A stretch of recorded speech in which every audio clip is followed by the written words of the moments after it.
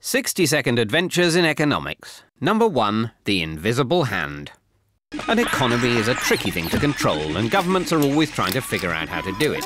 Back in 1776, economist Adam Smith shocked everyone by saying that what governments should actually do is just leave people alone to buy and sell freely among themselves.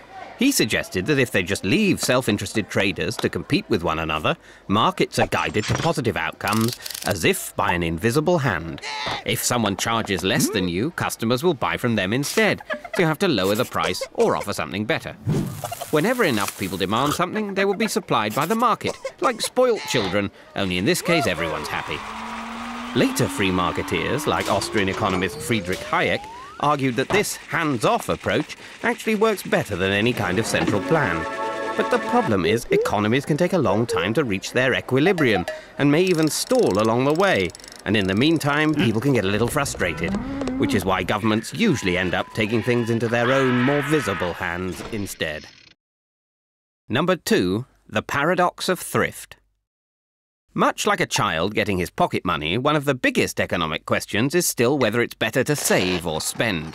Free marketeers like Hayek and Milton Friedman say that even in difficult times, it's best to be thrifty and save. Banks then channel the savings into investment in new plants, skills and techniques that let us produce more. And even if this new technology destroys jobs, wages will drop and businesses hire more people. So unemployment falls again. Simple, at least in the long run. But then a live fast, die young kind of chap called John Maynard Keynes cheerfully pointed out that, in the long run, we're all dead. So to avoid the misery of unemployment, the government should instead spend money to create jobs. Whereas if the government tightens its belt when people and businesses are doing the same, less is spent, so unemployment gets even worse. That is the paradox of thrift. So instead they should spend now and tax later when everyone's happy to pay. Though making people happy to pay tax was something even Keynes didn't solve. Number 3, the Phillips curve. Bill Phillips was a crocodile hunter and economist from New Zealand who spotted that when employment levels are high, wages rise faster. People have more money to spend, so prices go up and so does inflation. And likewise, when unemployment is high, the lack of money to spend means that inflation goes down. This became known as the Phillips curve. Governments even set policy by the curve, tolerating the inflation when they spent extra money creating jobs. But they forgot that the workers could also see the effects of the curve. So when unemployment went down, they expected inflation and demanded higher wages, causing unemployment to go back up, while inflation remained high, which is what happened in the 1970s, when both inflation and unemployment rose.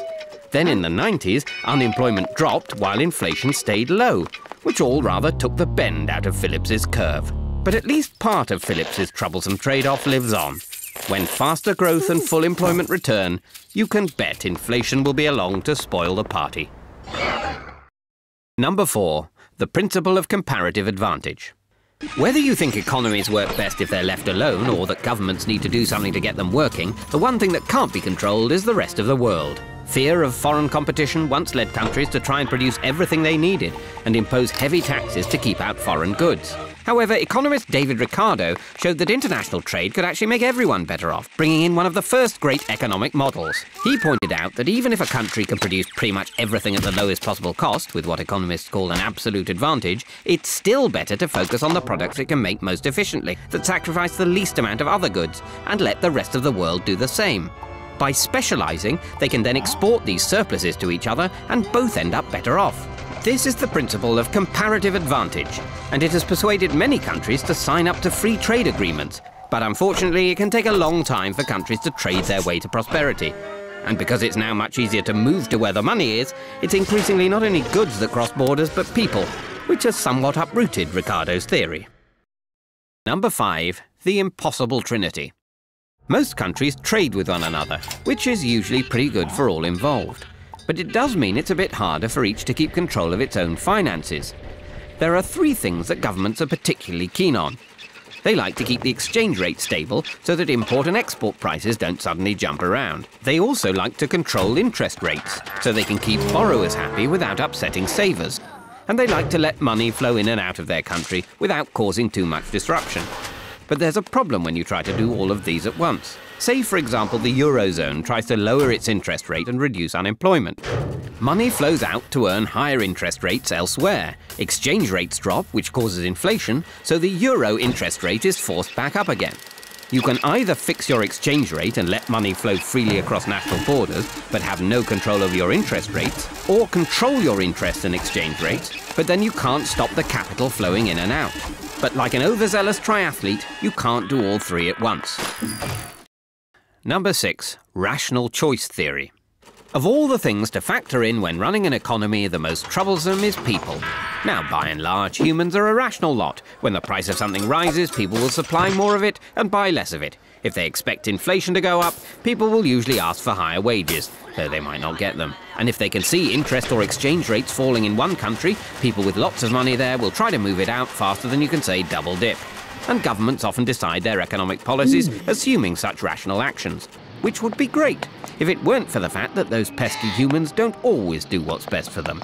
Sometimes they mistakenly think they know all the facts, or maybe the facts are just too complicated. And sometimes people just decide to follow the crowd, relying on others to know what they're doing. When too many cheap mortgages were being sold in 2007, a lot of people didn't know what was going on, and a lot of others just followed the crowd. Some lenders may have rationally believed that when the crunch came, the scale of the problem would force governments to rescue them, which was true for the banks, if not for all their customers.